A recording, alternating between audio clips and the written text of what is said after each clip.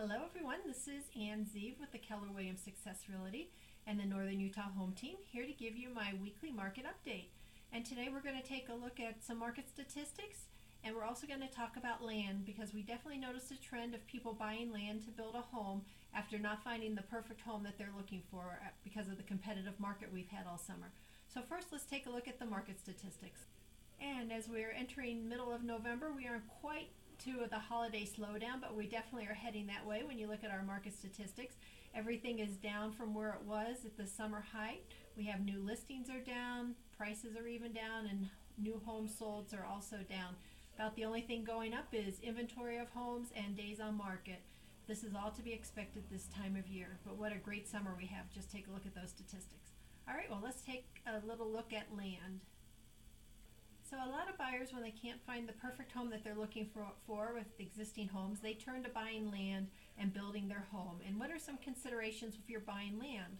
One thing you want to look at is, where are the utilities? If there's other homes in the area, there's a good chance the utilities are right there at the road, and you're not going to have the expense of bringing utilities down the road. But if there aren't other homes in the area, you might have to get a good idea of what it's going to cost to bring the utilities down the road.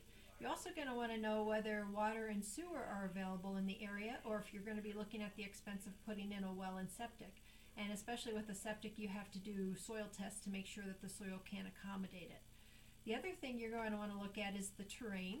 Is it going to be flat and easily built upon, or is it more hilly and going to require maybe some excavation or clearing before you can put your home where you want it on the land?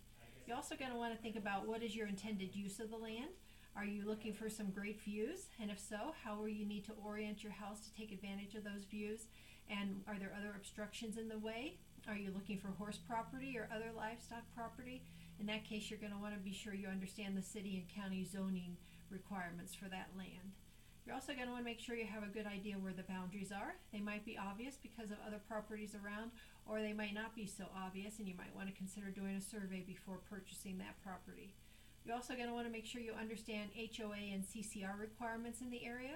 If there is an HOA or a CCR requirements, you might have limitations on the size of the home you can build and other architectural considerations. So you're definitely going to want to take those into account before building.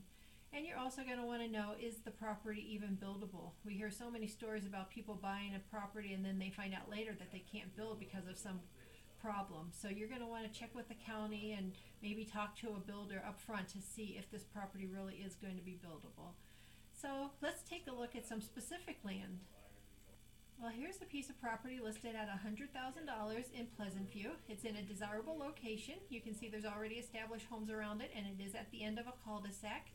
There are no CCRs or HOAs to consider here for building, and you can see that the terrain is very flat, so the cost of building is going to be less expensive than if it was hilly. You do have some great mountain views and valley views though, so this would be a great place for a home, and utilities are right at the street. So this is definitely something to check out if you were thinking of buying land. And that takes care of this week's market update. If you have any questions or need any additional information, feel free to give us a call, a text, or an email, and we're happy to answer your questions and to help you buy a home, sell a house, or invest in real estate. Until next week, keep living smart.